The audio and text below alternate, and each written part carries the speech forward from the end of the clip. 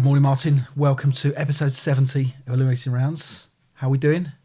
I'm good, yeah. I mean, I've been really busy. You Been have very, been very busy with windows and all sorts of things going on. But I've got a day off unexpectedly, so here we are. We are, yeah, exactly. Yeah. And we've had a lot going on, haven't we? We've been at tournaments. Yes, yeah. You've been putting new windows in. There's been All sorts of stuff. bit of illness floating around. We're all recovered from that. So I've not been ill, well, but okay. I've not been well, but anyway, Yeah. better now. So yeah, double one. What a great tournament. You did superbly well. well, I won my round. That's right. I did play a friendly against Mr. Pilling. But And me. oh yeah, that's true. I lost against you. That's true. We played a scenario from Manila. We did. I'd forgotten about that almost because it wasn't the best game we've ever played, was it? But it was an effortless defeat. Effortless victory on your side. It was a that's okay. We should quickly talk about that scenario. So we played No Greater Love from the Manila pack, and your Manila pack got more interest, I think. Oh yes. It was like a coveted item, wasn't it? There's not many, because they haven't really reached the UK yet. I think if I was getting £1 from everyone that said, "Oh, do you mind if I have a look at this?" I'd have about £4.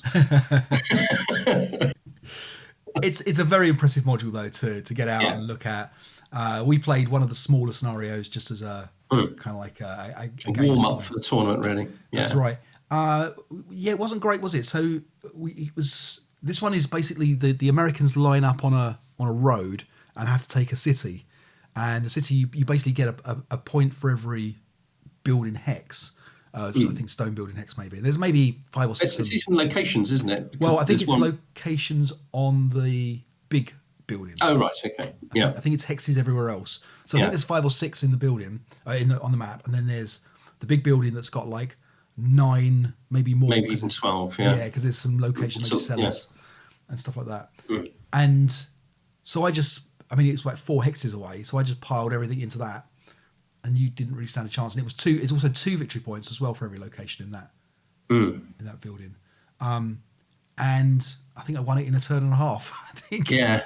Possibly. I think I conceded after a turn and a half. I don't know that you'd actually won, but it was pretty clear. It was pretty clear which the direction of travel. It would have been my most favourite last 4 turns of a scenario if we were allowed to play that on, because it would be like the Premier League team taking on, the reduced strength non-league football team. Yeah, yeah. And just kicking them all around a pitch. Yeah, it would have been great. But I had a more competitive game with Toby Pilling. That was good. Now he liked. So we played Blood on the Tracks, which I think you played the sister scenario to that with. This is on Red October. From Red October, that's right. And that was a really, really good game. I really enjoyed playing it. I think Toby did as well.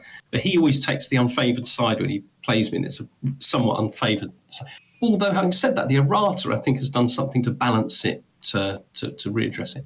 But Toby won that. But it was a very, very good game. I recommend playing it to people, actually. Did you play it with the errata, or did you play? We played it with the corrected victory condition rules, yeah. So with the errata, okay, to help Toby out a little bit. No, well, so I think people believe that it's still unbalanced and very, very difficult for the Germans to win. Okay. And kind of annoyingly, by forgetting voluntary break, I lost. And if I'd remembered it, I would have won. That's an excellent segment into something I wanted to mention. So I played Stuart this weekend. Good memory. And he brought up this issue, and it's happened to us before, so I'm going to make it really clear about this one.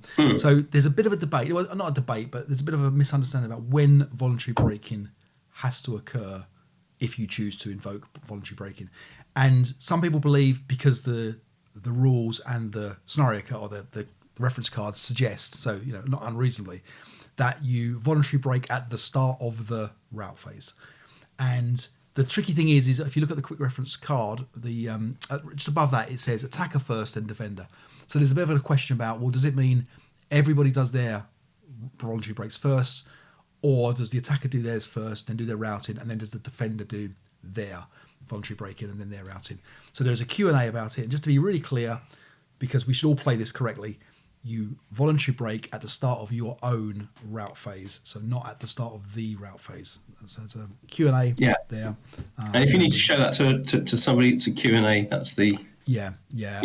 And I think it's ambiguous, really, looking at the rules and the charts, isn't it? That's right. Yeah, exactly. But it does have a big difference. So what often happens is if the attacker has rushed in and then has broken, and the defender wishes to break the guy that's adjacent, it's actually much more advantageous for them not to break until their own turn or their own route phase. Yeah. So force this guy to route away. Yeah. And then you can break and route away as well. So, and we've definitely played that wrong, haven't we, in the past? Yeah. Yeah.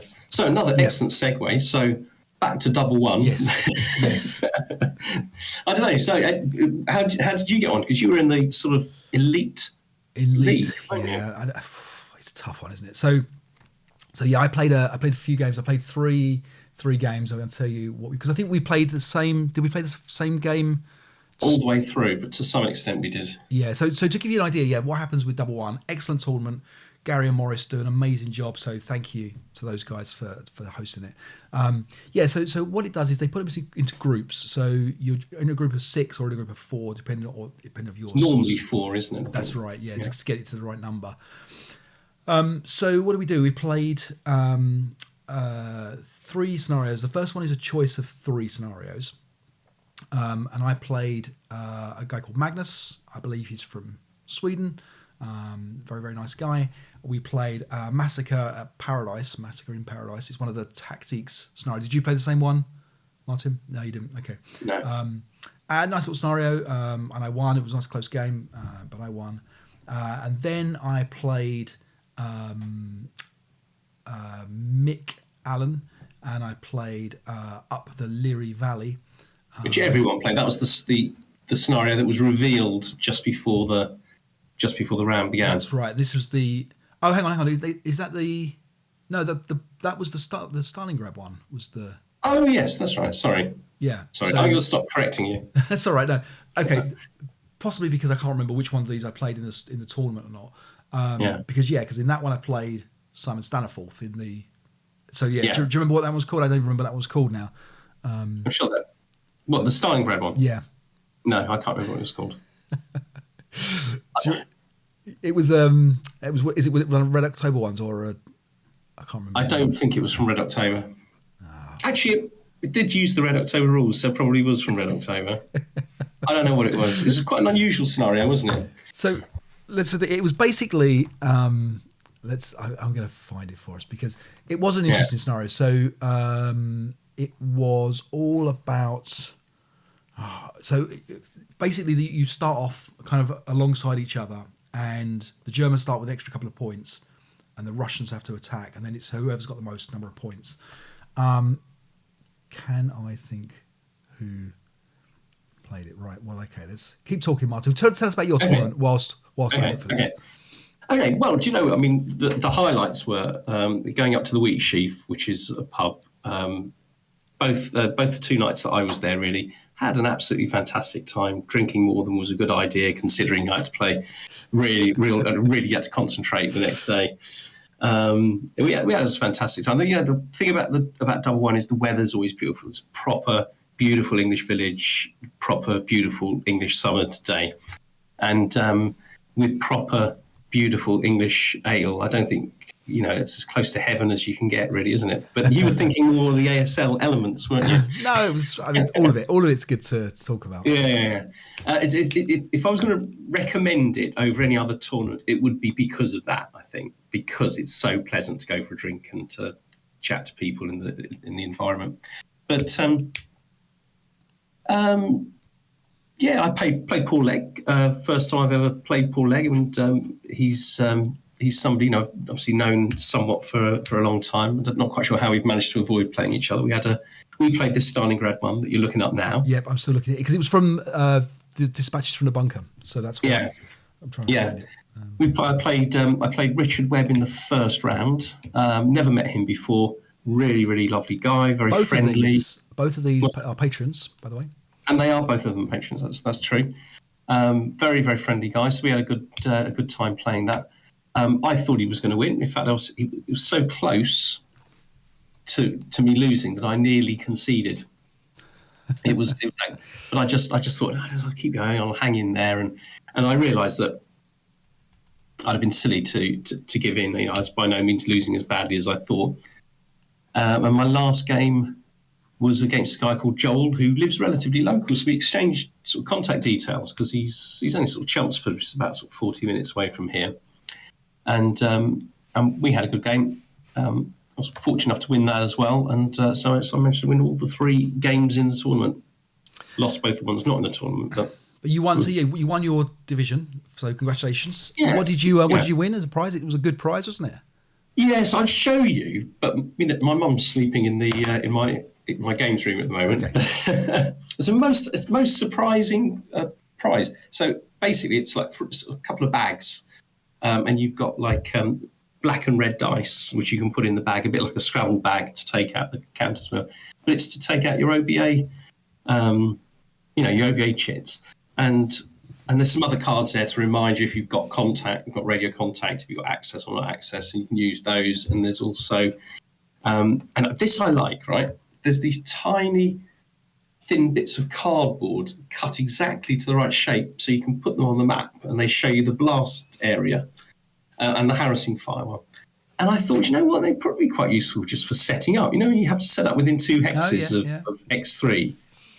My word, they just sit there nicely, perfectly flat. And there's also, now I don't know what this is for. 2 of them are only 1 hex in size. Ah. So what's that for? I guess perhaps sort of like victory condition hexes or something. Maybe, I don't know. It's meant to be. It's all meant to be to do with OBA. So okay. You could no doubt find another use for it. But I don't know. Is there a type of OBA that only affects 1 hex? No. But you maybe off-board observer or something like that, or I don't know, maybe something. Yeah. No, I don't know. Yeah. Well, anyway, meanwhile, so thank you for stalling. The game that we all played was A Deadly Landscape from Dispatch from the Bunker, number 43. And it's interesting because this is something I don't do very often. I don't read, because obviously you and I play, and you tend to not log your games. Simon logs his games on the archive. Obviously, I log my games, but it's always nice to read someone else's review of the game that you played, because you see it from their eyes. Does Simon say jammy git? Okay, he doesn't, but he does, right? Right, okay. You know, there's that little meme about, tell me you're lucky without being lucky, or whatever it is, Yeah. Simon said at the end of it, he said, fun to play but dicey. So I would think that is. But Simon was great fun to play. I wasn't feeling well, so apologies to Simon. It's horrible to play someone who's not well opposite you. He was very polite. Which side did you play in that, Dave? I was the Germans, which we've both bid for, so I gave the balance away to play the Germans. And you, because you were the Russians? I played the Russians, yeah. And the thing is, what's really interesting is that I was able to capture a few victory points early on. So I was in the lead. And once you're in the lead, yes, you can kind of sit back and the other side's got to attack. Right. So it's by no means clear in this scenario who's attacking at any one time. That's in right. fact, one might be attacking on one side and defending on the other. Yeah, it's quite interesting. Yeah, exactly. So, and what happened on my game was that, so obviously the Russians have to attack. So Simon ran in towards a building that was the mined building, was unlucky on the morale check. I can't remember if he double-sixed on the way in or the way out, but he broke and then double-sixed on the way out or something. So although he had the building, he still didn't have enough, and he lost a victory point for coming back out again with the CVP. And then every time he tried to get into close combat, basically either he missed the ambush or I beat him in close combat. And then we had the issue with the reinforcements, the German reinforcements come on, and the Russians were weak on their left-hand side. And you bring on, which is a very weak set of reinforcements in terms of just a squad, half-squad leader. But you've got a flamethrower, haven't they? Exactly that. It's the flamethrower and the damage charge. And you just rip that whole flank apart with it. It was just brutal. So I got to the final. I then played Gerard, who was my nemesis the whole tournament. He beat me in the minis in the final. We played 90-minute war. I think, did we play 90-minute war? We played. So something Japanesey, didn't you? We did. Yeah, it was the one with all the hidden. Everything was hidden, as the Guatemalans. Is it? I can't remember now. So it's yeah. Good job. Yeah. And it's a critical hit scenario, and it was decent. Yeah. It's fully hip setup, which is always a bit tricky when you're playing face to face. I prefer that on Vassal because you can then see what's going on. Otherwise, you're sitting there looking at your phone, and everyone's kind of looking at you, thinking, "This is so rude." Yeah. But it is what it is. So lost that one in the final. But it came to the last close combat. We also played in the minis in the final there, and on that one we played Brigade Hill, which is a scenario I think you and I have played. Australians climbing up these hills, and Gerard was, I mean, as Gerard is, he'll complain about it all the way through. He's a nice guy to play. Very, very careful, slow player, but he's a solid player. And all the way through, I was offering him a draw because I thought, okay, if I get a draw, I might win the tournament because he drew his first game. And in the end, he was like, okay, I'll take the draw. I was like, look, come on, you're going to win this. I'm not going to give you a draw. He was convinced he was going to lose. And then he wins at the end. And it was fine. It was, it was a close combat that was always going to go his way. I had a chance, but it was good fun. So, my nemesis both times. But an excellent tournament. It was great to see everybody.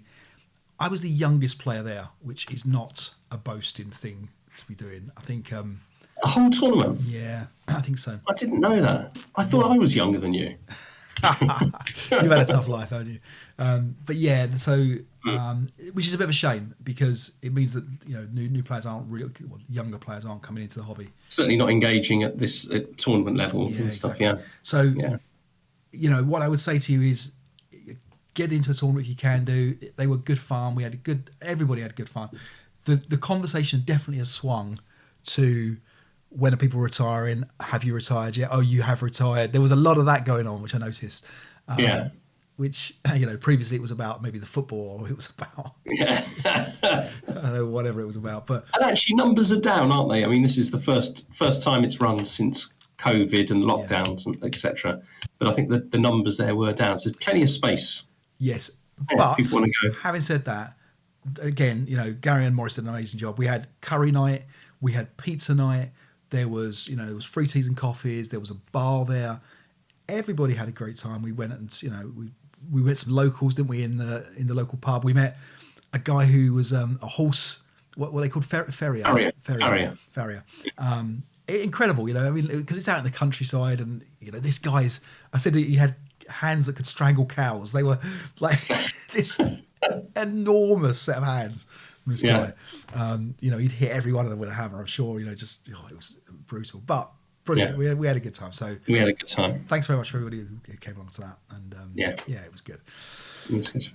Okay, I want to talk. Thank you to Patreons. We have to thank our patrons. Mentioned a couple of them. We're going to do a draw for the patrons. This is based on the comments from the last video to try and win the Hasmo 2-pack. We were looking for the best module out of Croix de Guerre and Red Factories, Red October, and Croix de Guerre won that on the popular vote. That's that. Martin, I need a random number from 1 to 10, please. Rightio. Now, some of these I can't be certain if they are patrons or not because they are using potentially a different name. So, so just to run through, we've got Andy Steve, we've got Panzer, we've got Dave Morris, we've got Richard Ware, we've got Jay Flint, we've got Pushing Cardboard, Gordon, we've got SL Tactics and Analytics, and we've got Richard Dagnall as well. So depending on which one of those comes up, we may have a second roll just in case they aren't a Patreon. Yeah, but because we don't know if ASL Tactics is a Patreon or not. Yeah, exactly. Okay, right. So number 1 to 10 then. Yep. That's the order, isn't it? Yep. So here we are. Generating now. It's number 4. So that's Dave Moresk. So he is a Patreon. We know who he is. He's a real person. Congratulations, Dave. We're sending you a Hasmo pack number 2 coming your way. And thanks again for doing that. We have to thank new patrons. We have a couple of new patrons. No doubt, all thanks to the great stuff that as a patron you get now on the ASL Scenario Archive, which I'm going to talk about in a second. But let me just grab our... Do you know, genuinely, I never thought I wanted this until I had it, This and feature. then I realised I'd always wanted it. This is it. Right. Okay. So we have Jobo Fett, thank you, and we have Michael Carr, thank you for your patronage. We appreciate your support.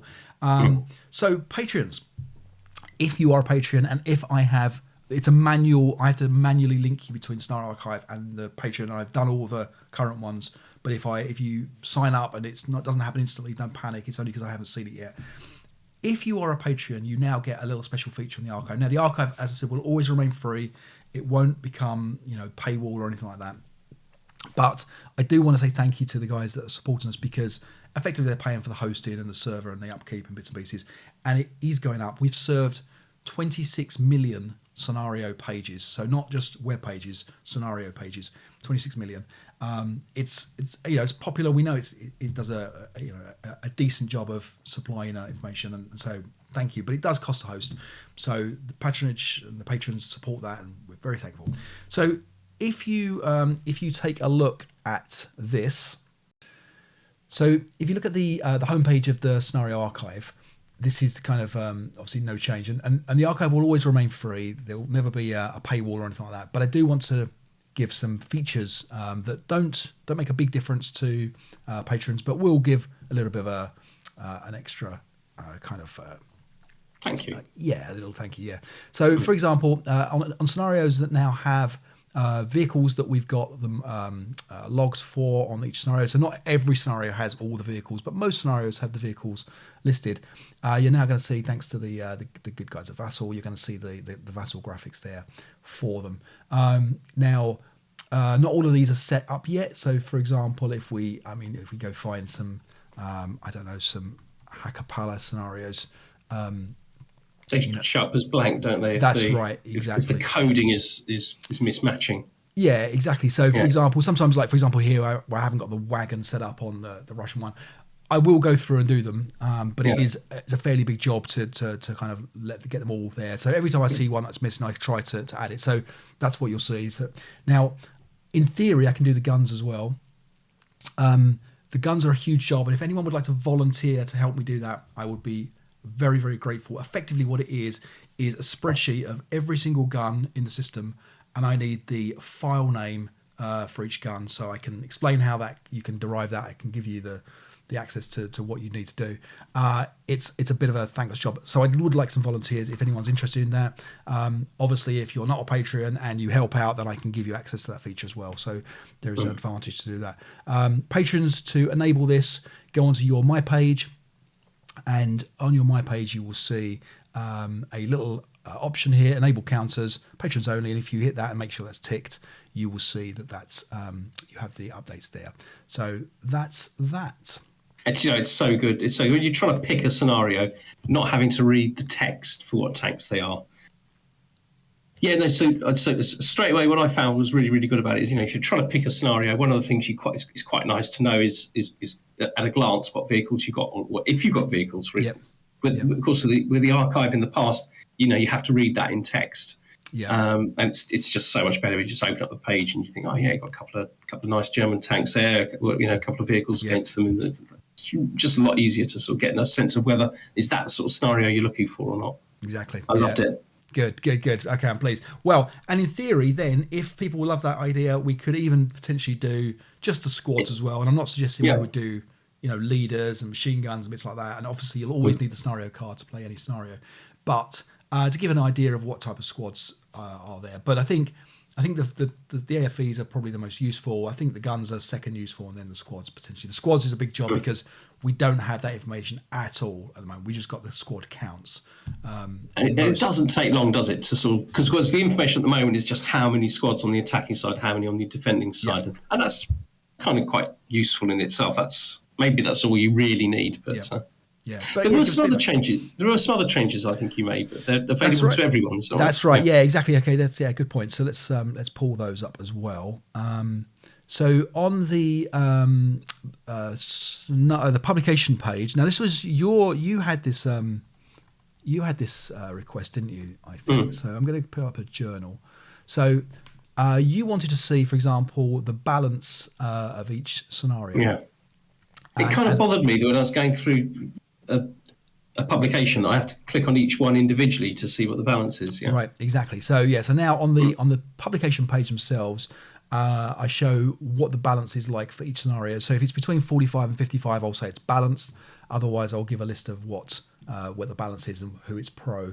I've also got on there now the total number of play-ins as well, because I think this was previously I just showed the number of games that you'd played personally. So this is the total number of play-ins across Raw and across the archive as well. So to give you an idea of that. And finally, the other thing I did, because what I quite like doing was I like flicking through, for example, if I want to play a particular scenario from a particular pack, or a scenario from a particular pack, but I don't know which one. Sometimes I want to flick through it. So, for example, there's the next and previous now up here, and you can see you can flick through each scenario and go through and click next and previous, and you go through each of them on the scenario page without having to go back to the publication page. So, of course, if there's any other features that people think that should be there or whatever, give us a shout, and I'm happy to take a look. But again, volunteers needed. If someone would like to volunteer, get in touch. Either directly on my email address, dave.ramsey@gmail.com, or aslscenarioarchive@gmail.com.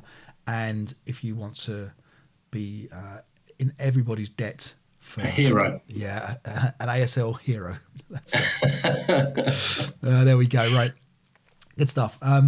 So that's that. Next up, we're going to talk about the bracket before we get into the Wildcat Strike roundup. So, Martin, we've got the Croix de Guerre versus the Red October one. The next one, do you remember what we are looking at? Bridge Too Far versus Hollow Legions. Yep. Yeah. Now, what do you think about these ones then? So I've never played Bridge Too Far. I've never played. I don't own it. I've seen it for sale. Yeah, it's very expensive, isn't it? Very, very expensive. I believe you own it, don't you? I do own it. Yep. Yeah. I think we've played a scenario from it. I think. Right. I think maybe when I got it, I think you and I perhaps first we played maybe one scenario. I really wanted to like it. I really wanted to like it. I think it definitely. I think from my childhood, watching A Bridge Too Far and The Longest Day and stuff like that, you get a feeling for this is the battle that we want to kind of replicate, maybe in a fair way. I don't know. And actually, it just seems so promising, doesn't it? The idea. I mean, I read an account where the paratroopers' boots were melting because the building was on fire before they vacated the building to kind of like retreat to the next line, kind of thing. So it's proper ASL stuff, isn't it? It's incredible. So the downside I think that everyone complains about with the Bridge Too Far is that it's unbalanced. It seems like the balance is as simple as just take 2 days off the campaign, and maybe that's it. Now I know that MMP are working on, but it's years away, a new Hassle module with 4 bridge campaigns in it, including the Bridge Too Far, Pegasus Bridge, and a couple of others. So there's obviously hope that it may well get won't it? And rebalance. However, if it is as simple as, and please give me feedback because I don't know, and I would love to invest some time in playing A Bridge Too Far. If it's as simple as bringing that campaign in by 2 days, I'd be up for doing that, Martin. You're 2.5 weeks away from retirement now. No, Dave, literally that's the only thing. I clear the debt. That's why I'm retiring, so we can do A Bridge Too Far. Yeah, absolutely. But you'd be up for it because I think in terms of like if it was a balanced campaign, so let's know if that's all it takes. Yeah, people give us some feedback. So but partly for that reason, I've gone for Hollow Legions. Yeah, exactly. And Hollow Legions, the 3rd edition now, we're picking up. I think we mentioned some partisan stuff, and you're getting the desert stuff, which is not very popular. I agree, but it's still probably the better module. I think. Yeah, my vote goes Hollow Legions. The Italians aren't that much fun to play. Maybe they're low morale and they're quite brittle. There's not many scenarios that stand out to me. I think it was the Italian Brothers. Is it the one with the flamethrower tanks? Is quite a good, memorable scenario for me. But other than that. Of course, Few Returned is there's a lot of, but there the Italians tend to be stronger, don't they? They tend to be a little bit better quality. And La Frontiere produce the the elite Italians and things like that, which means that there's a bit of a range. So I mean, I think my idea would be that the Italians are slightly better than A Bridge Too Far in terms of just because of the balance stuff, but That's that. In terms of the scenarios in A Bridge Too Far, it's probably worth pointing out that there are a bunch of scenarios as well. So there are 9 different scenarios.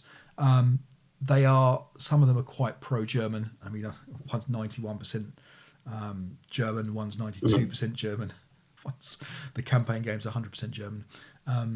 So there has been a couple of wins of the 3rd campaign game for the British, but not many. There's one pro scenario just in case in the Bridge Too Far, but I guess ultimately it's we're going to say it's not as good as Hollow Legions. All right, next up, Hollow Legions. Yeah, Valor of the Guards against the starter kit bundle. So this is, we're assuming it's all that kind of the starter kit 1, 2, and 3. What's okay? So I love Valor of the Guards. I can see the value of starter kit, because starter kit exists to do a certain thing. But as an ASL player, to me, playing starter kit feels like a bit thin. It just feels like playing another game, like something that hasn't got the depth to it. Which is exactly the situation. They've taken the depth out to make it easy to learn, haven't they? Which I could see why they've done it. But I can't say for that reason that I love playing starter kit. And even when I'm teaching someone new, I try and encourage them to go straight to full ASL. But Valor of the Guards, now that's got depth. That's got all sorts going on. I love Valor of the Guards. Do you? Yeah. Yeah. We played that amazing scenario from it. Darkest Day. Darkest Day. That's exactly right. Yeah, that was the one where you had that one hidden, or I had the one hidden guy, I think, and you wanted me to go home. I couldn't resign, I think, until I had this guy pop up and hope to win. Yeah, that's right. Yeah, but it's terrific. I mean, you had the strongholds, haven't you? You got the Russians have got these commissars and high morale. So you positions that really, really hold out, really, really sort of tanky, as they say. Yes, yeah. But what I love about it is the depth to the position. The fact that you've got the cellars and you've got rooftops and you've got little ways through. It's just awesome stuff. Yeah. Starter Kit has done amazing for the hobby. I see the data on the archive about the number of starter kit games that are logged and played. Yeah, it's huge. Of course. So for that, I think we have to be eternally grateful. Having said that, I don't see many new starter kit players coming through at tournaments. There's a few. There are a few, but there's not as many as I would have hoped. I would have, in my wildest dream, there would have been a whole new kind of swath that come in each year, like from the starter kit, like washed up with the tide, and they're here to play the big game. We don't see that. I'm hoping that it will still keep the hobby going as everybody else ages. So yeah, I mean, I think you're absolutely right. I think the Valor of the Guards, in terms of from our perspective and from the enfranchised players' perspective, is the better module. But Starter Kit has done a great job in terms of what it's set out for. So okay, all right. So then the last one, which is perhaps a trickier one. What have we got? We've got the annuals. Yes, Festung Budapest and the annuals. Now, what are you saying here then? Well, I can't imagine life without the annuals. I can't imagine life. There's some great scenarios there, isn't there? I'm going to push back on you here, right? Okay. So, and this is unfair to put you on a spot, but can you name me 3 great scenarios from the annual? Off the top of my head? Yeah.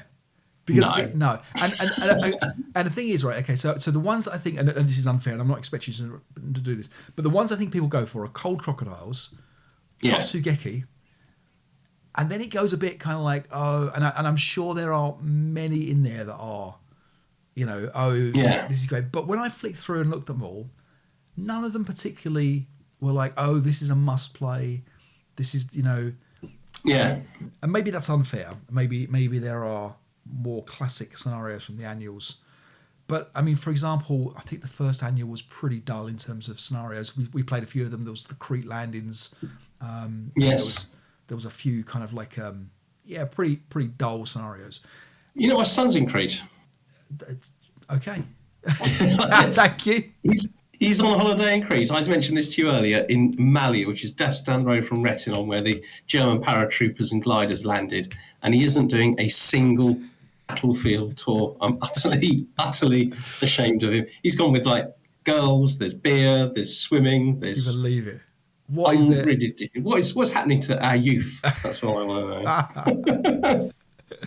Yeah, we found that quite hard going, that scenario, didn't we? I think a lot of them we found quite hard going. Yeah. I think they were all they just were a bit ponderous and a bit slower. And this is, I think there was a reaction to those types of scenarios over the coming years, which did push them a bit more towards the tournament. And we talked about it with Chuck. Excellent interview, by the way, with Chuck last time. If you haven't seen that, take a look at that. It was brilliant. Yeah, but Chuck's kind of swinging back a bit to saying, look, there is space for prep firing scenarios, and I think this is where the annual came from. There's a balance to be had for whether or not prep firing slows the scenario down and makes it a little bit more of a ponderous affair. And certainly I think that the annuals, some of them were a little bit slow. Having said that, I don't doubt there are some very, very good scenarios in the end. I mean, like I say, Cold Crocodile is one of my favourite scenarios. Totsugeki is one of many people's favourite scenarios. I don't quite see the love of it, but I understand that it's a much loved scenario. But I think Festin Budapest for me is where I'd be going. So I'm happy to take that one to a vote, Martin, if you want. Okay, let's go to a vote. A vote, and it's another difficult one because how do you 120 scenarios from the annuals or a campaign game and the and the scenarios, the maps and things. Festin Budapest. Yeah. But I think it would be good to see what people think. Okay, let's put it to a vote. Okay, all right. So, Martin, we had we've finally finished round one of our tournament. Everyone's finished their games. So we're going to go through Wildcat Strike, your choice of scenarios, superb choice of scenarios. So well done. Superb choice. I say it myself. It was excellent. It was excellent. From the Winter Offensive pack, so we're going to look at a bunch of games that came in. There was seven rounds. Tuomo now is back and available to play in the second round. So, friend of the show, Tuomo's back in the second round. We'll have a steward's inquiry if he wins, of course, but we'll figure that out towards the end. It's better to have nice even numbers. Yeah. So let's look at Wildcat Strike. Martin, do you want to talk us through the scenario as to what's going on? Yeah, so everybody can see the maps, I think, so that you've got the Japanese set up below that sort of green line, and then the Americans are set up above the other green line there on the board. There's two sets of victory conditions. Since there is a CVP cap, so if the Japanese score 25 CVP or more, they win instantly, or the Americans win by having more infantry victory points of units in the buildings along the bottom of the screen. There you can see there's a little sort of victory yellow mark in there. So they have to have more infantry in there than the Japanese. But the Japanese can also pick up points as the game is playing. I think at the end of each turn, the Japanese also earn one victory point at the end of each turn if there are no good order German multi-man countings on the sort of southern board there, the board at the bottom. Right. Sorry, it's not southern. It's never western. The west of the bottom board. And the other way that they can score points is by they get an additional point if there is one Japanese good order unit not hidden, still in a board 67 building. So it's possible for the Japanese to be picking up 2 victory points per turn at the beginning of the scenario, and the longer they can hang on to that, the harder it makes it for the Americans to have more units in the buildings than the Japanese at the end. That sounded like the worst explanation of my life, but that's how it works. Basically, yeah, the Americans are pushing on hard. So do you want to talk about what people have got in the OBA, the Order of Battle, sorry?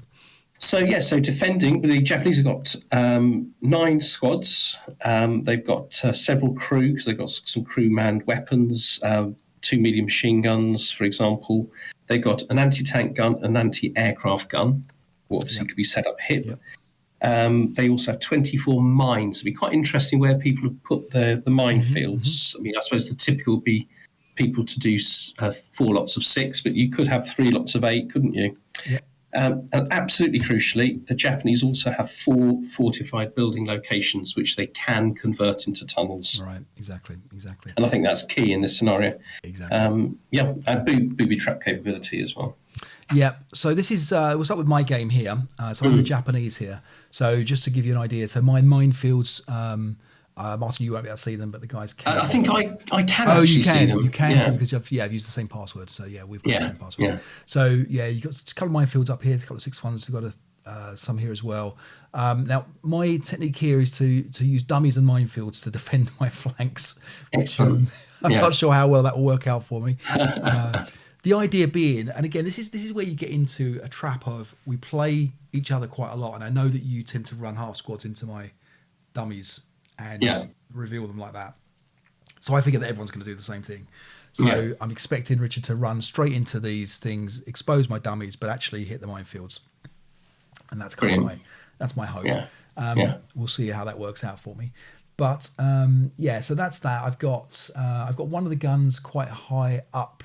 And the idea here is my plan is to try and beat him on CVP. Just that's going to be the thing. I'm going to try. I didn't put the Tank Hunter heroes out, so I'm going to roll for those as and when I have the opportunity to. Now you had a point that is it's worth perhaps thinking about having the guns back in the buildings because you're going to score points for them. Yes, which is correct, and I obviously didn't do that. So we'll see how that goes. I'm just now wondering whether or not I was even allowed to put them in bamboo, but let's. It's not bamboo; it's brush. Oh, perfect. Okay, that's okay. That's good. I was just panicking there. Right. Okay. Good stuff. So yeah, but it is PTO is in effect. It's PTO in effect, but brush is still brush, and roads still exist. Right. Okay. Thank you. All right then. So we're going to whiz through this one and see how we get on. So a bit of prep fire to start with from Richard. And it's the classic thing of the sniper pins the same guy that was trying to cause all the problems. He's off straight away, pushing down the road. The Japanese take some early shots, maybe a bit too early, perhaps for me. But the thing about the trying to stop the 7 morale, 6 morale, 6 morale Americans is that most morale checks are going to cause an effect, aren't they? And this is that's right. This is we had an interesting rules question come up here. Armored assault with a vehicle into huts, collapses the huts. Does the infantry pin as well? The rules say something like any occupying infantry, because presumably you wouldn't necessarily be in the huts and not occupying it. So there was a bit of a question there. We played that they wouldn't pin, but I think subsequent readings perhaps suggest that they should have pinned. It didn't really matter. The Americans getting some flying in. Yeah, more pin results here. I set up a little bit more forward than you. It'd be interesting to compare those when we. Yeah. Although my log file's not complete, which is the. Yeah. Okay. So in come the tanks, in come the tanks. Yeah. And I've got to be all patient now and wait. Now the chances are that this tank has to, the gun has to really be hitting the sides of these tanks. It's not going to do very much against the front. I mean, the CVP of 25 with 2 tanks, if you can take one of those out, that's like 8 points, isn't it? I think, exactly. Yeah. Going on for Yeah, exactly. And there's 3 of them, so. And that's it, and that's the thing. So if you lose 2 tanks as the you've got to be very cautious after that. Yeah. So here, Richard moves forward and then changes his mind. Yeah. So I was like, okay, fine, no, don't worry, it's not a problem. I think he was moving, the wrong units. I get a. Saw you getting excited. Yeah, exactly. Got my eyes lit up on that. But effectively, we were just kind of just pulling back.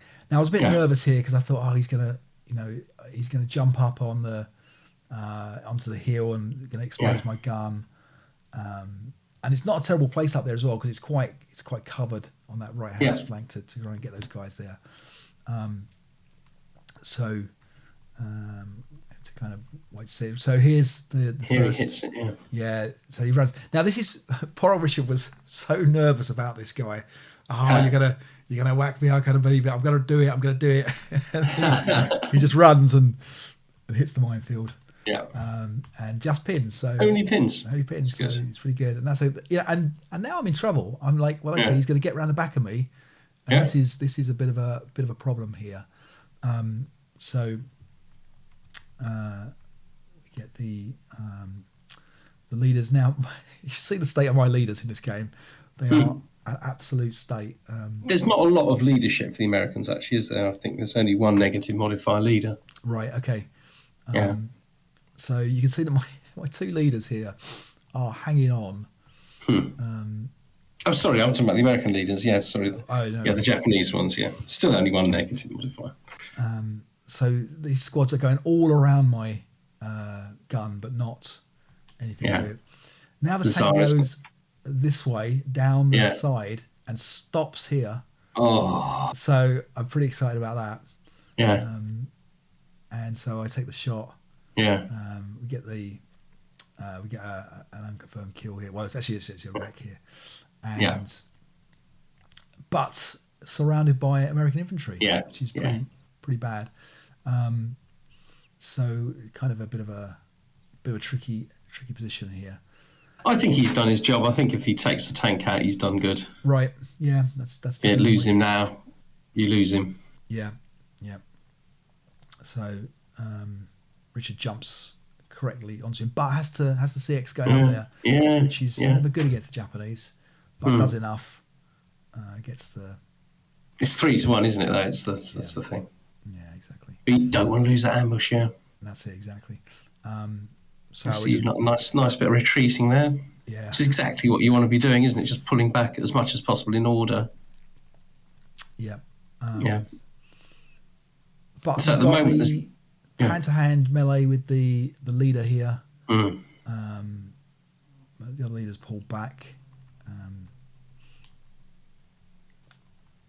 And you lost it. Yeah. So you no longer have a multi-man counter in a building on that board. You no longer be getting those points. That's right, exactly. Yeah, but there's no Americans yet on the bottom board. Yeah. Yeah, exactly. So we've got one leader left. 9-1 has just now decided to hold up the whole of the American attack. So that's all your leaders got. Oh, you got the 10-0. 10-0, but yeah. But I mean, at this point, the Americans are looking really good. Really good, yeah. And so it's kind of flamethrower attack there. I think it was. That was your defensive fire, wasn't it? Yeah. I think some white phosphorus coming in there. I hate flamethrowers, but I'm not the one with them. Was that a phosphorus grenade? Was it? I think it was from the mortar. I think.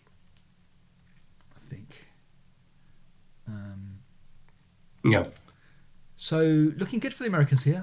Pushing hard. Turn 3. We have a tank hunter hero jump into. I don't think they have white phosphorus till 1945. Oh, even the mortars. Yeah, I think so. Yeah, we made the same mistake in my game. You'll see. Oh, right. Richard used it devastatingly effectively. Yeah. I think this. I think they're trialing it in this battle, weren't they? And then they thought, we'll bring that in 1945. Okay. Well, okay. So if that was me, apologies, Richard. Pulling back. So we've killed 2 tanks anyway now. That's American mortars haven't got it. Oh, right. I was talking about the Japanese ones. Sorry. Oh, right. The Japanese ones have it. Yes. Sorry. Right. Beg your pardon. So 2 tanks down. So Japanese CVP at the moment is on 19 points. And what was it 20? 25. 25, yeah. So you're well on the way. Yeah, one tank or a few. Yeah. A few things. Yeah, another point there. Sneaking up. So suddenly now, you've got this all. Got to be more cautious, haven't they? Yeah. Yeah, this is the trouble. 21 points. That CVP creeping up again. So in comes the flamethrower. You've got a much tighter game than I played. Don't give away anything. Don't give anything away. I'm sure you did fine, Martin.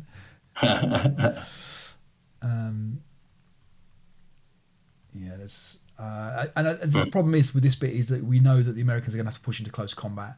Yeah. I've got my hip squad sitting here waiting now. There's so I had to look up the rules here. I can drop hip, claim wall advantage if he does move adjacent to the wall, which is kind of what I'm hoping to do to catch him on the down 2 shot. The other thing, of course, is if he moves in there in advance, I can get the close combat. So I'm kind of hoping at some point to catch them. You'll see that I've used the tunnels as well. Yes. And they come into effect in a second. I think the fortified locations are pointless, I think, in this scenario almost. Yeah. Tunnels are the way to go. I think so. So 21 now, you only got 4 more to go. Yep. Yeah. But he pushes forward, and he's definitely making some progress now. Flamethrower, is always looking dangerous. Dangerous, yeah. So here's a choice here. Do I take the 8 down 2 shot with these guys who I think have assault moved across? And I'm thinking, you know what? It's probably better to wait if he advances in. Yeah. So I'm being really careful and cautious. He's got to be advancing into some of these guys at some point. And he goes in. So at this point now, I've got close combat potentially here. We've got a close combat here. So if I can win, for example, this one here, it'll win the game. Yeah.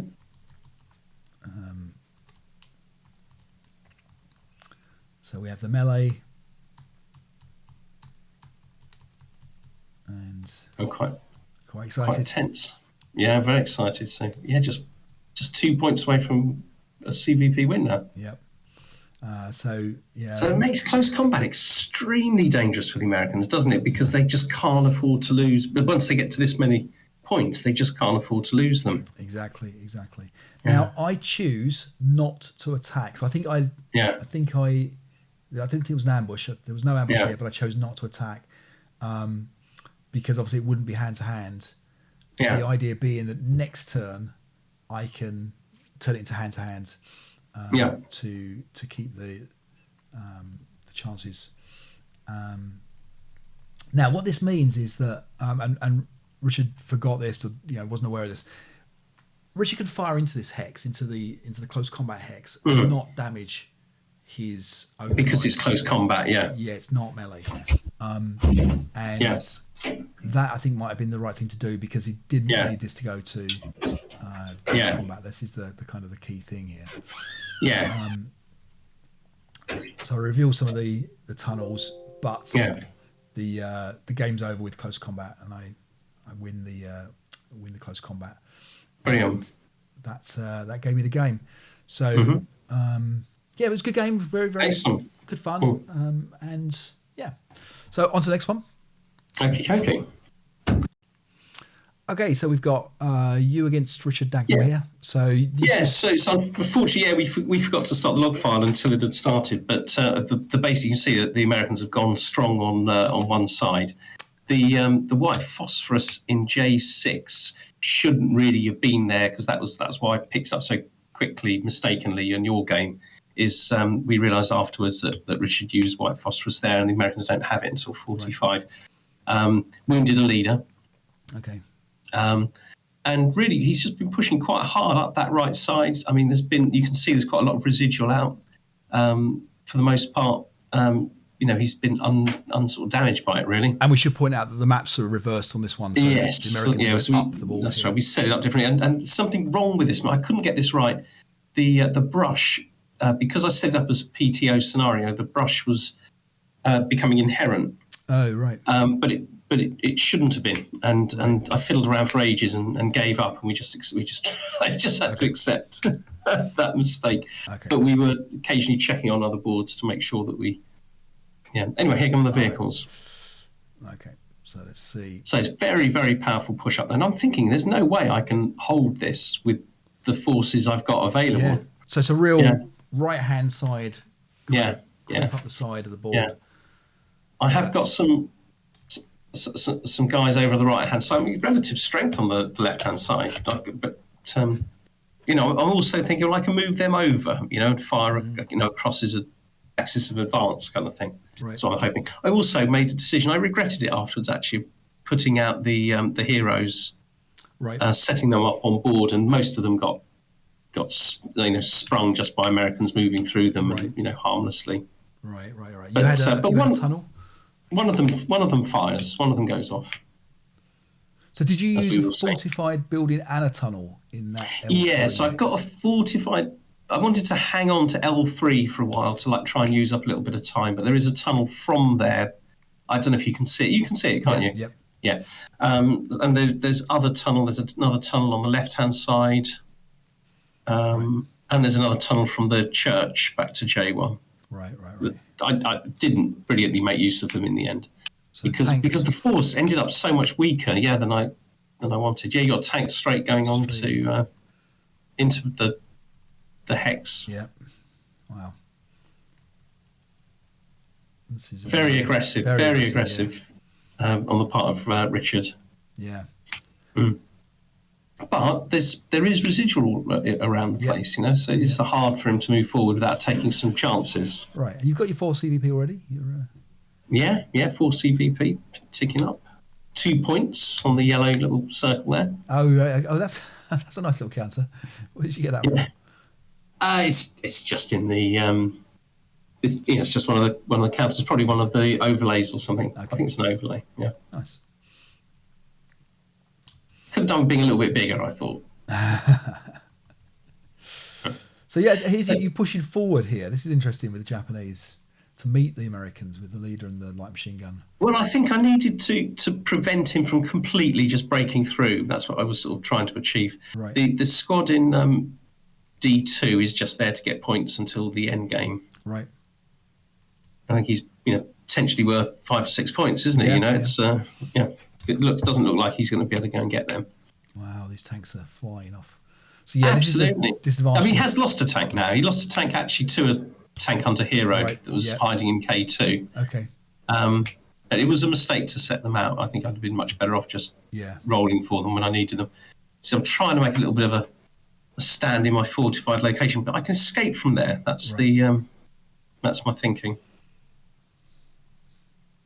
See residual everywhere. Yeah. But the advancing fighters, the thing about Americans, isn't it? And there's so many of them. Yeah, you can't. Advancing fighters, just terrifying. And then now you see how close I am to them. Trying to sort of retreat from there without the tunnels, I'd have been in a lot of trouble. Nice. The trouble is that the Americans can come through terrain to engage the Japanese there again. Now, if you actually look carefully, you can already see I'm very, very depleted. Yes. Yeah. Yeah. But his advance is narrow, and it's still possible to hold up a narrow advance. Yep. Yeah. And you're on 650 points, and that's 11 as a CVP. Yeah. And the Americans are going to get the victory points. And all the residual. Quite a small force. There was residual everywhere. Yep. Yeah. So how do the Americans get the victory points on this one? They have to get into the buildings. Right. The buildings which are at the top part of the board that we're looking at now. Right.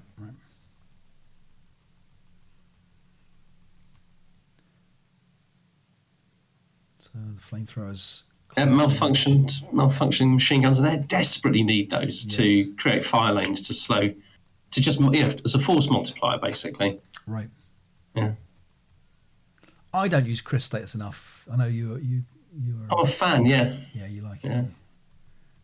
And you can disappear as well. That's the nice thing about it. You can scalp, run away, reposition. Right.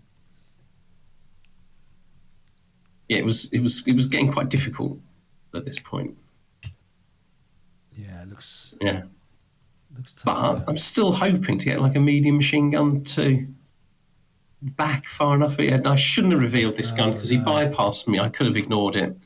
But actually, it's an interesting little combat situation we end up with there. Did you break the gun? Did that gun break? It did break, yeah. And it was likely to be ineffective against the tank anyway, so it was a mistake to fire it.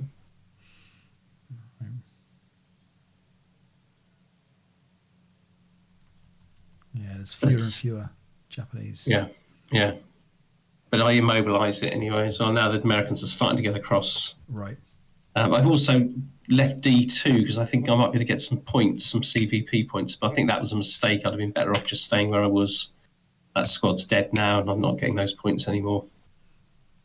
But you'll see in a second, it nice. wouldn't have made a huge difference. Finally destroyed that tank, Nice.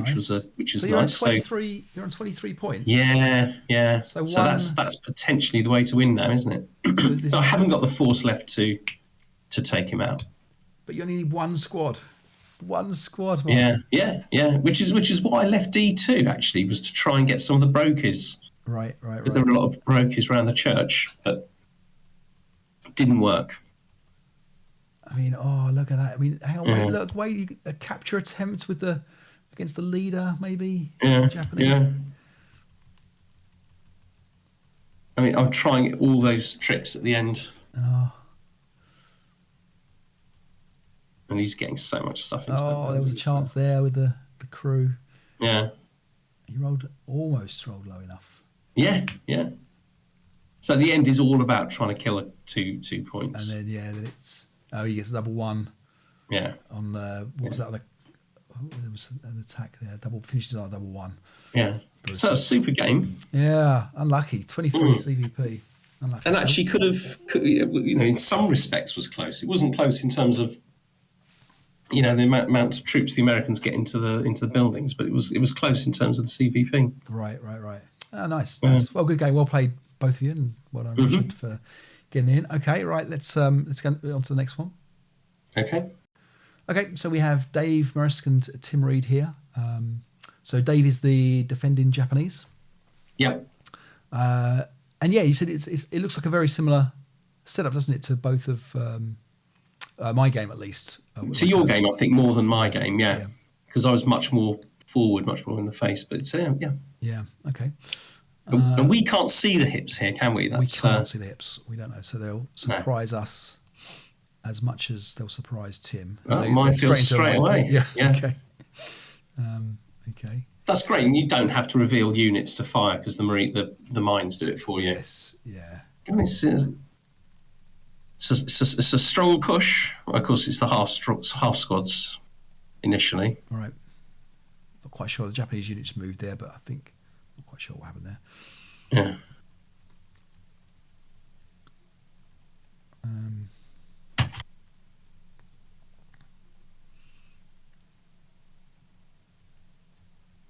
Okay, so another minefield. All mines, yeah. Oof, double one here. Battle hardens. Yeah. Yeah, Dave rolls a 3 and Tim rolls a 2.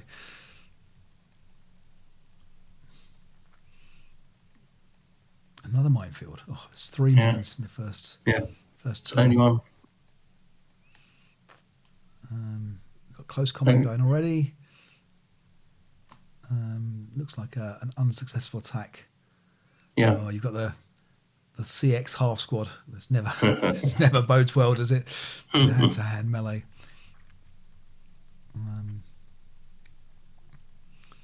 So Japanese kind of pulling back. Mm-hmm. Wow, tanks knocks out the half squad. I quite like watching it quite fast like this. You see the kind of the gradual green moving forward. Yes, yeah. Yeah. I was saying the Americans seem to be breaking out in the middle there, but everything's broken. Yeah. Those two guys. But there's not a lot of strength in there, is there, in the Japanese? No. It's, No. It feels like one good break away from. And we can't see CVP here, can we? Or I'm not sure if they've got it tracked. Yeah. Yeah, I don't think they've got it tracked. Yeah. They may be using it on the very the casualties kind of stuff. Yeah. Do you use the rally phase, prep fire, movement phase kind of marker? Do you spin that around, Martin? No.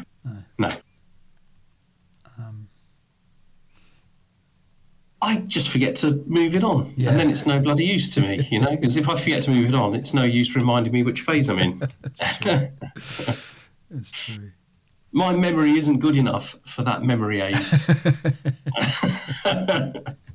I think it's really good when for newer players. I mean, I dare say it's good for more experienced players as well, but I think it's very good for new players. I remember when I first started, remembering the phases was a thing. Right.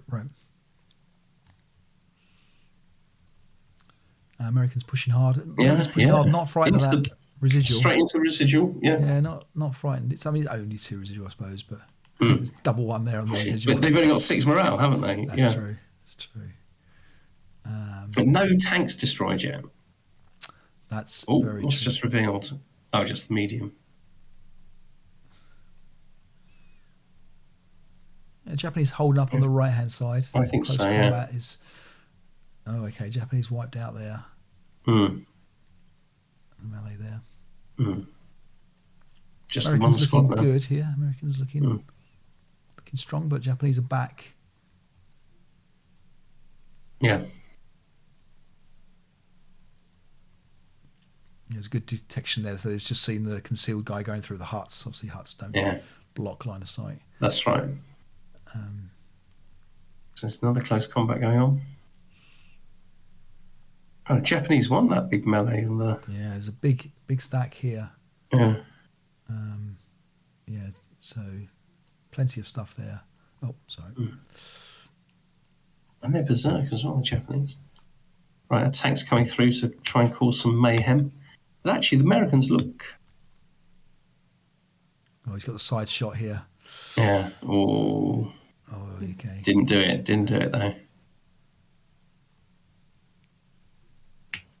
Yeah, he's still got those tanks available to kind of help break this middle open. Right. And this is the trouble with these guns, is they're not great against the front line of these tanks. You've need a side or a rear. You need a rear shot, ideally. There's one tank's gone up here. Yeah. They're doing very well, those Japanese up on that hill. Yes. Yeah. But if they fall, there's nothing much left there.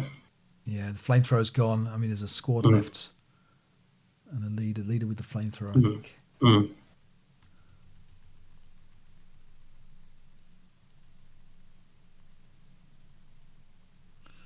Americans. Such a good scenario. Yeah, very good. And I've seen a few other people now playing it as well, so it's absolutely recommend this scenario. Really good. One of the strongest scenarios from Japanese are doing a good job here. They're getting themselves into those buildings. Those are pretty much guaranteed points at the end of the game. Japanese on the attack there, up on the left-hand side. Running forward to grab that. Well, but they might as well go for CVP if there's something cheap. Yep. And the Japanese have actually now got a nice foothold in the buildings. Americans having to help the broken heart squad. Yeah. And the Japanese are they still in buildings on the top board? Because if they are, they're getting points for that as well. No, they're not actually in buildings at the moment. No. Yeah. It's like the Americans are getting there, but it's kind of hard work, isn't it? It's So American turn. Tim's having to work for this progress. As fortified location, I haven't seen any tunnels.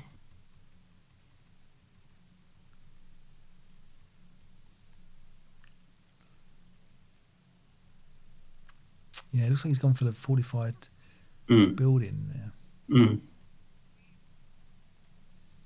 Yeah, because it's all about you've got to get the buildings below this road, haven't you? The Americans. That's right. Yeah. And it's infantry in those buildings. Right. Well, the Americans are certainly building up there, ready for this road crossing. But there's more Japanese coming back now. They basically won the battle on the hill.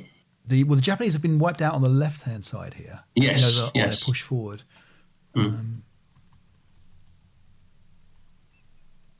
But there's no Americans to exploit that, is there? It's on the flamethrower is the furthest unit back for the Americans. You don't want to see that, do you? No.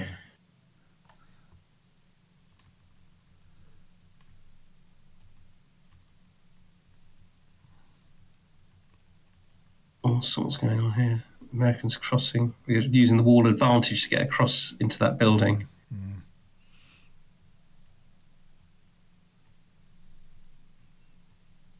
Yeah, this is becoming quite a desperate little fight down here. Yeah.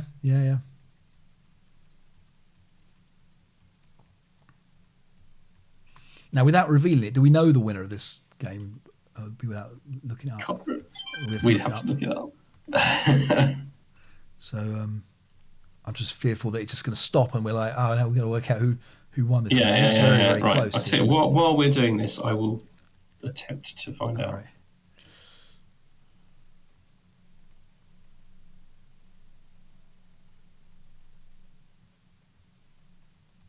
The Japanese flying back down here to sort this American unit out on the right. Uh-huh.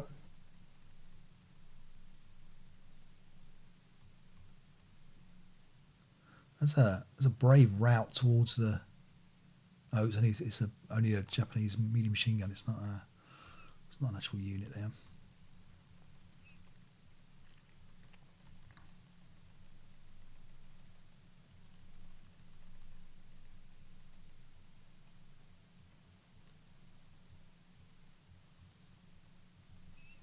Tanks flying into the buildings, to the huts. Mm-hmm. Smoke down. Nice use of tanks here to cover the advance for the infantry. Mm-hmm. So I know who wins. Okay, all right, good. Okay, wow. All right. This actually looks like the most exciting kind of end, actually. Yeah. Because they're clearly all doing maths like crazy. Double 6 on the morale checks. Mm. It's looking. So this is the last turn. Yeah. I think that's it. It ends Okay. here. So it looks like an American win, but I can't be sure. It's according to this, it's a Japanese. Oh wow! win. Okay, well, it must be very, very close then. So Yeah. the whole bundle. We can't tell what the points were. Oh, here, Japanese points, victory points 9. Yeah. So Well, I can read what Tim wrote if you want. yeah. Please do. Yeah. We don't need that bit. Two main interests in the game are the mini battle for the building in 67D2 throughout the first 5 turns or so, and the end game as both Dave and I tried to secure the win. It was close, but for the Americans, no cigar. Right. Yeah. So it looks like the Japanese had 9 points. Yeah. And then it looks like 1, 2, 3, 4, 5, 6, 7, 8 points for the. Mm-hmm. Oh, well, actually, hang on. Well, don't forget the Japanese might have been accumulating points during the game. Well, I think they've got the 9 points. I think they've got 9, and then the Japanese are going to get extra couple for the crew over here. Yeah, half squad, and the crew here. Yeah, so they've got a few bunch. Yeah, so 1, 2, 3, 4, 5, 6, 7, 8, 9. Yeah, plus the 9 victory points they've got as well. And 8, 9, 10. They got at least 10 on board. Yeah, exactly. Yeah, but very, very close game. Yeah, exactly. Okay, good games. All right, so let's move on to the next one. Okay, so we've got Paul Legg and American Rob Oller. So Paul Legg is Japanese and the Americans are Rob Oller. Take us away, Martin. We've got the start. Looks like we've just missed the start. Okay, so they also forgot to begin the log file until well into the Allied turn 1. Okay. So we'll pick it up from there. And again, another wide attack with the Americans. So yes, yeah. And there's very much an in-depth defence with the Japanese. Yeah, very similar to mine. Very similar. I think the idea is that the Americans can bypass the Japanese quite quickly if they defend very far up front. Yeah, it might be an easier one to bypass around. Yeah. But okay then. All right. So let's see how this goes. And also, just sort of setting up using the blue line there to show the victory condition areas looks very good, very clear, better than my that I put out. Yeah. Anyway, so here they go. So he just finished. So it's advancing fire, I think, isn't it? Yep. So he's taken a few shots here, and a few Japanese breaking, lots of advancing fire shots. I used opportunity fire, which is not that common, is it? Especially on the attack. Yeah, have advancing fire. Yeah, lots of advancing fire shots, a few routes, and you see the Americans moving forward in their advanced phase. Straight away into a melee. We've got. Let's have a look what's in there. 2 half squads. Yeah, the pinned Japanese guy there. Yeah.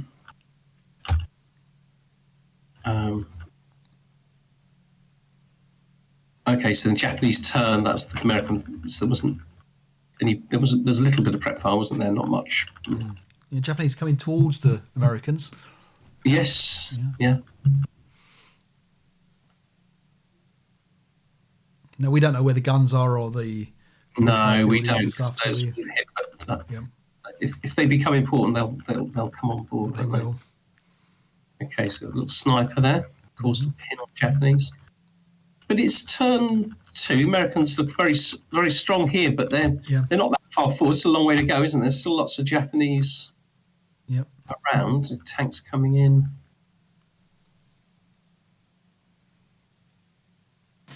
I think Japanese definitely want a plan for destroying those tanks if they can. Yeah. Okay, pressing forward. Like that line is quite massive, isn't it, for the Americans?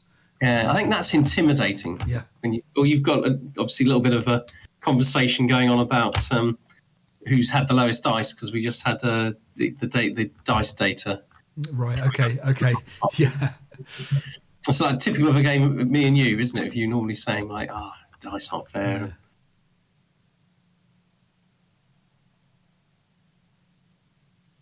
Yeah, I don't know how. It's this firepower. Those Americans is just phenomenal. A little bit of prep fire from the Americans. This turn 3.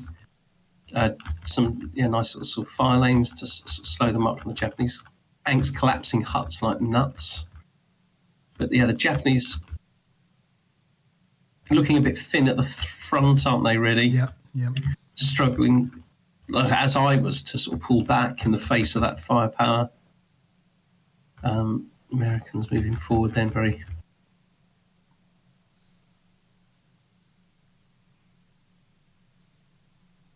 A few broken Americans. But actually, it's still got that kind of moving forward on a relatively broad front. You've got quite a strong force over on the left-hand side with the Americans, haven't you? As well as the perhaps more dangerous advance on the right. Yeah. Japanese pulling back. It does seem like if the Americans can break through this, there's little resistance. Yeah.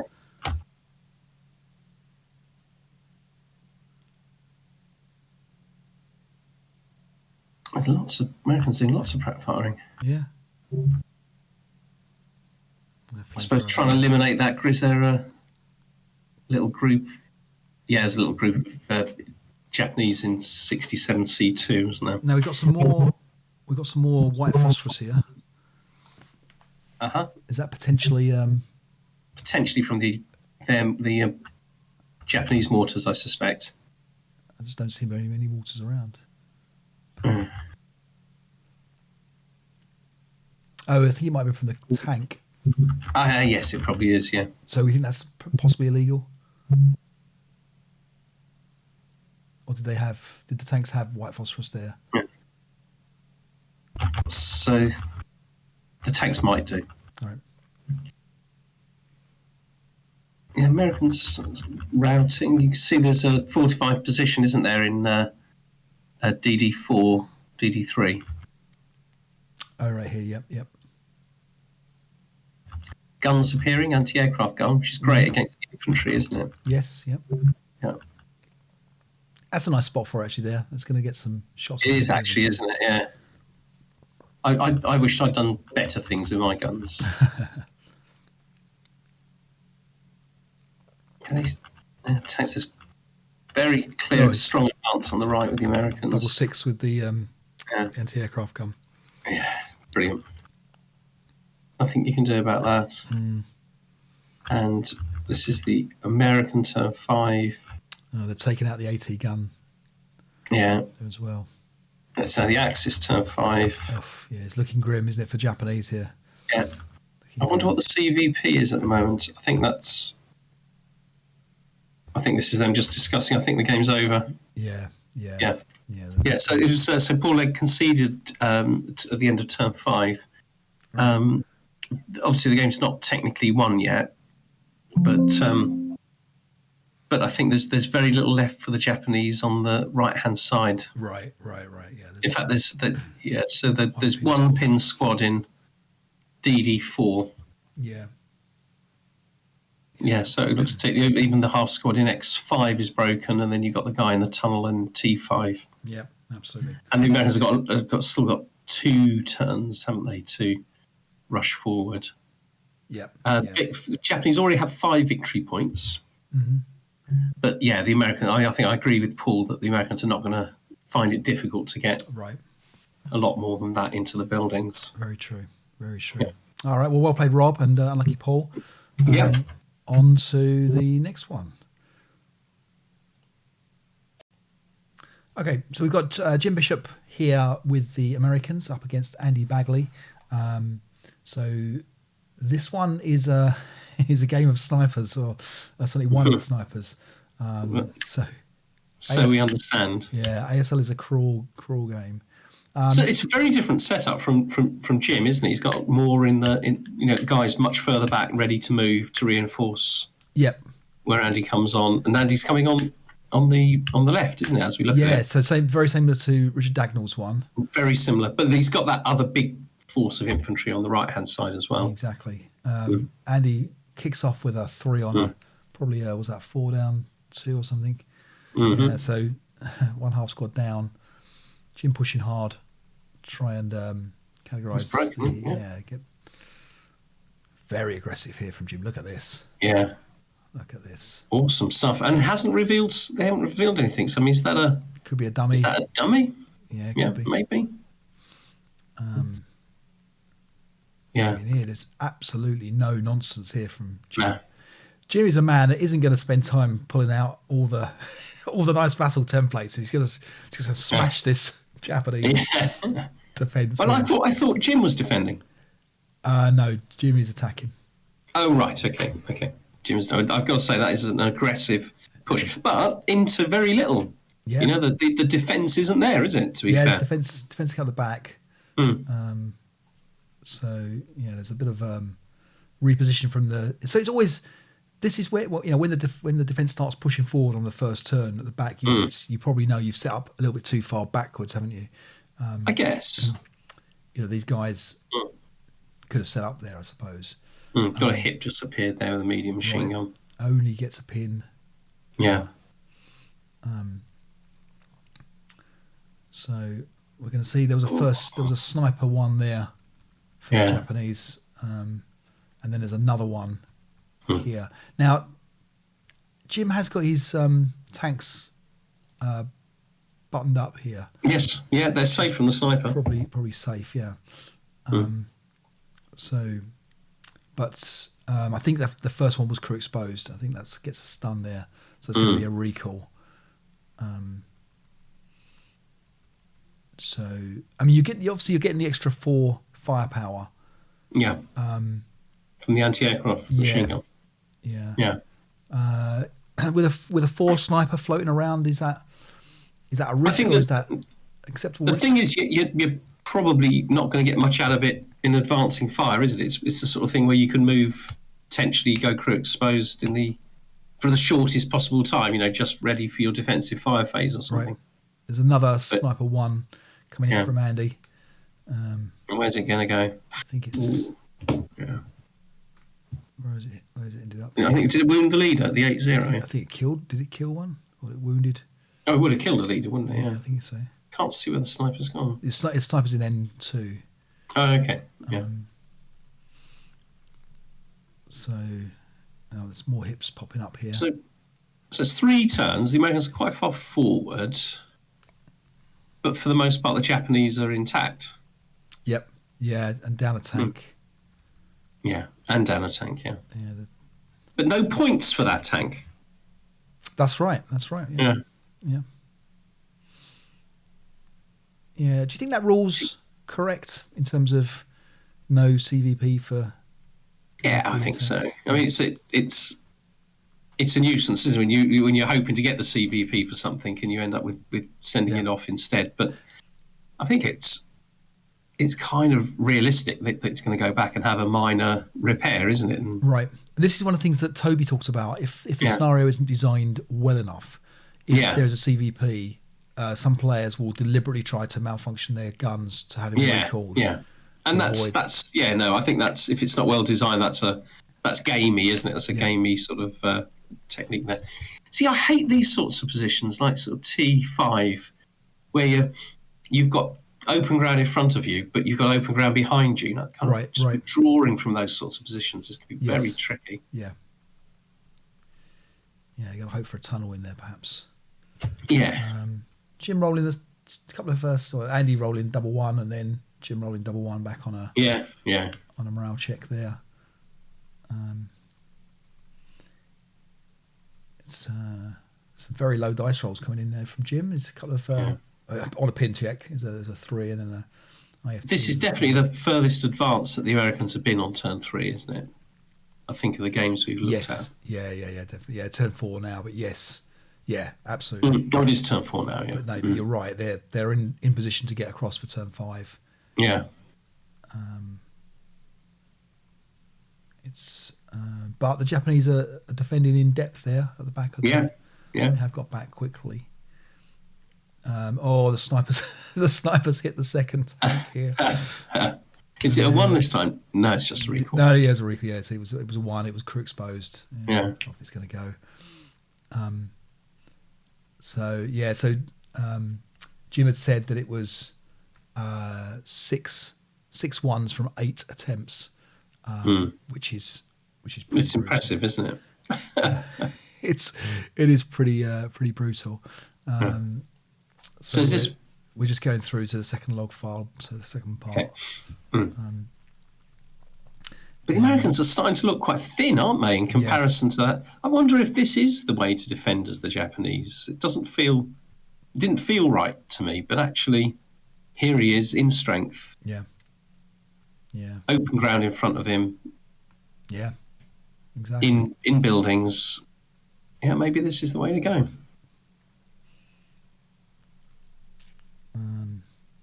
Yeah, because now the Americans are kind of stuck with just having to prep fire, aren't they, really? They can't really push into that road. And again, you don't really want to be relying on close combat against Japanese. No. Especially with a CVP cap. And with the Japanese getting another turn to switch it over to hand as well. Yeah. Japanese kind of in a nice position here. Concealed. Americans are having to prep again. Yeah, although they don't have to capture that particular building, they just got to have more in buildings, haven't they? But, across the road, yeah. But obviously, the Japanese points will count as well. Yeah, absolutely. Yeah. This is and there's the end of the game here, and I think the Americans resign conceding at that point. Yeah. So it's a brutal sniper there for the Japanese. So well done to Andy, and that's a nice scalp. Jim's a good player. Absolutely. I'm not suggesting that Andy isn't, but. No, of course not. I do think that's very interesting of how effective that back defence was. I mean, there's a lot of ground to cover. Yep. But the Americans being allowed to more or less just get on with it. That's right. And the Americans were so strong on the first turn there as well, when they looked really good. Yeah. So nice recovery of the game there for Andy. Yeah. No doubt, thanks a little bit to the sniper, but. Sure. Yeah, good stuff. All right, then on to the next one. Here we go. And this is the last one, I think, isn't it? Did Simon and Mike's one got voided? Yeah. So Simon to Mike's. Simon conceded to Mike because after they finished, Simon, although he had won or they thought he'd won, he realised that he'd made a couple of quite significant rules errors that went his way. No. And in the absolute gentleman that Simon is, he conceded. What's your view on that? Do you think? I mean, my opinion is that both people are responsible for the rules all the way through that. And if you make a mistake, I mean, it's very nice of Simon to give the game there, but I think it's one of those things where unless you, I think so. I think the way I think about it is you're right. He certainly doesn't have to. Yeah. The game's complete, rounded up. They've shaken hands, and that's the end of it. But he felt it was it was. I think if the other person has made the mistake and you've not caught it, that's one thing. But if you kind of say, "Oh, look, I get to do this here," and you couldn't, trust me, I know what I'm doing. Well, I mean, I don't know whether it was like that. No, of course not. But it was Simon's error. Yeah. and it was dramatically in his favour. And I can see that he might feel very, very good. That the right thing to do was to resign over it. I've known it happened once before in a tournament. Brendan resigned after he'd won a game in a tournament in Blackpool because of a much milder rules mistake that he'd made. We're all nice gentlemanly sportsmanship. Yeah, absolutely, there's a lot more examples of good sportsmanship in ASL than there is bad sportsmanship, isn't it? So I think so. Yeah, that's a good thing. All right, so let's go to the next one. Yeah. All right, so we've got the last game then. So Tom Rapetti against Ryan Dukeman. Ryan, brand new player to PTO and potentially to I'm not sure about how much other ASL. I think quite new to ASL. Okay, and playing, decent player, Tom Rapetti. He's played before. He's written stuff for the rule book, and anytime you come across a player that's contributed to the rule book, you're up against it. So well done. Ryan was offered an easier scenario, but wanted to sharpen his teeth with this one. So well played, Ryan, for stepping up here, and also he stepped in to help us out as well. So good stuff all around for these guys. We're back to a similar kind of setup to Richard Dagnall's against you. Yeah. Where the Americans are coming, they're obviously going up the board again, so we've got the board switched around. Here we go then. Let's see what happens here. Ryan, a bit of opportunity fire. Yeah, Ryan taking the S. I mean, that's not a new player's. Nah, already is it? No. So he's clearly. I'd be starting to be suspicious now if I. Yeah, exactly. Yeah, I've never played this game before. And then you start watching stuff and all sorts of things. Now, there's also a really nice thing that comes up in this game. We're talking about sportsmanship. We're going to talk about this in a bit, but along the lines of Tom was in a tunnel and tried to go into a location that was fortified and controlled by the US. Yeah, right. And decided that they couldn't do it. And then Ryan then went back and checked the rules and actually found that he could do it. And so they went back and gave the Tom the advantage of going back in and doing that. And that's an excellent sportsmanship. And so absolutely, Tom was keen to point that out from Ryan. It was really nice. Americans discovering the minefields here in the traditional way. Would you ever think about, because you can do the whole trail break thing, and searching and obviously things like that. Would you ever bother with that as an attacker, searching? Yeah, definitely. I'd use the tank to go through somewhere where I thought there were mines. I mean, there's a risk to tanks going through anti-personnel mines, but it's a relatively minor one. Would you think about searching though for them on the attack because you're wasting time? Yeah, searching. No, I'd less. I mean, I might do, but I'd less inclined to search. I think. Right. Because the thing about searching is you might get a casualty reduction, but at least you don't get broken and then stuck on the mines. Right. You'd kind of lose the whole unit. So maybe it makes sense. Yeah. It just seems a lot quicker to just move in because there might not be anything there. It's true. I mean, I guess you get to search a few more areas. But... Yes, that's true. I guess if something's critical. Yeah. But using the tanks to make trail breaks is a great way through them. Right. You can also make trail breaks if you walk in at, is it all your movement points or something like that? There's a way of making trail breaks through a minefield. Yeah, but it's a little bit slow because it's your close combat phase, I think, that you clear mines, I think. Yeah. Okay. So, the Americans kind of pushing through here. Nice and decisive. Nice and tight. Yeah, in that thing. We've got, see if it's, what are we on? We're still on turn 2 of the Japanese. Yeah, keeping those huge fire groups going. Yeah. Using the VBM. Tanks just gone up, though. Yeah. Yeah, vehicle bypass. Was that a freeze, was it? Looks like it. Yeah. Risky against Japanese, but... Yeah, we got another fortified building. Yeah, very far up front. Yeah. Very far up front. In actual fact, there's quite a lot of similarity between my game and Tom's defence in a way, that having a fortified building, although I was a couple of hexes away. Right.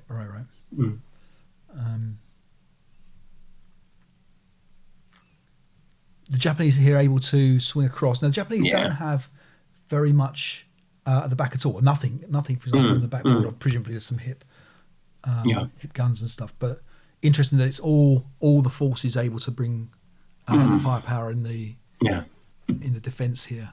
Yeah. Which is why I always think if you've got a lot of stuff at the backboard, you're kind of throwing those guys away. Yeah. In They're theory, not being used for the majority of the game, are they? Instead, which is perhaps a hint that they should be at least being used in some way. I mean, the most skillful play, you see units being used in multiple ways, can't you? And they're definitely placed with the view to how they're going to retreat to the next line. Yeah. There's a massive battle building up around there, isn't there? That's right. It's one of those ones that if the Americans can break through here, but it does look like... so we've got the concealed... presumably it's a concealed gun here in G5. Yeah. But that's interesting to... I'm not sure why it's on board. Yeah. He must have fired it. Oh, maybe fired it into the melee, yeah. Kept concealment. Yeah. Right. But yeah, the Japanese are able to reposition here and kind of wait for the Americans again to come through. Now, it's dispiriting, isn't it, as the attacker, when you make all your effort to break through a line and then you just see everything run back a couple of hexes and there's just as formidable a defence. Right. And the Americans really, on turn 4, haven't pushed perhaps far enough up the board. Yeah. We got fires. Fires and blazes and all sorts of stuff going on here. It's... the Americans are definitely caught in a rock and a hard place. So here comes the tunnel. And then we got this rule here. Yeah, this is the... Okay. And the Americans are very vulnerable to this, I think. Right, yeah.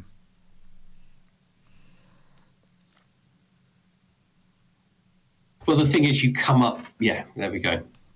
Yeah, I'd be tempted to resign at this point. Just from the morale blow. Yeah. These things, they're coming up concealed, they're stealthy. I think the Americans were pinned. You know, it's a mess. You just want to stop with the fires and everything, don't you? It's just, at this point, it's like just make the pain go away. It's quite an introduction to Japanese. If this. Do you know what game with Joel at the tournament? We had a whole orchard go up in flames, and it really impacted the game. And we were saying, like, you can play 20 games and not have the slightest hint of it, and then you end up with some massive conflagration like this. Right.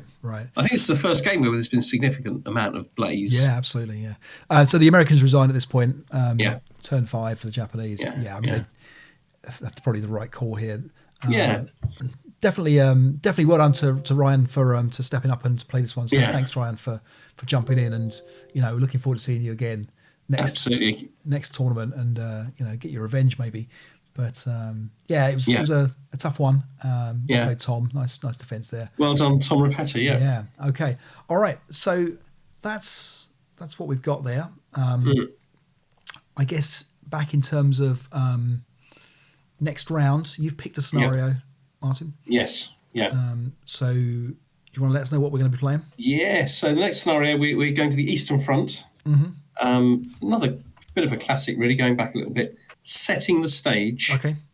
Journal 53. Not journal. Oh, okay, yeah. So journal J 53. Yeah. Okay, all right. And we're going to do the pairings right now for that. So we're going to cut. We're going to print them out and let everyone know. So we're going to stop now and then we'll come back. Okay, Martin. So we've done the draw. It was actually officially adjudicated as well by Mr. Simon Taylor, who watched one of the most dishonest people I've ever met. Yeah.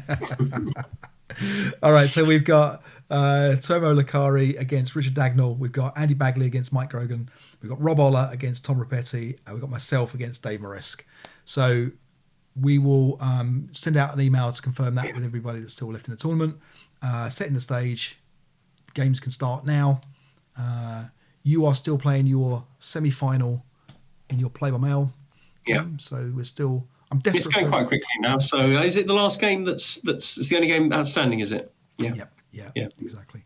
So that's it's more me than my opponent, but all right. Yeah, we're getting there. We're getting there. Good.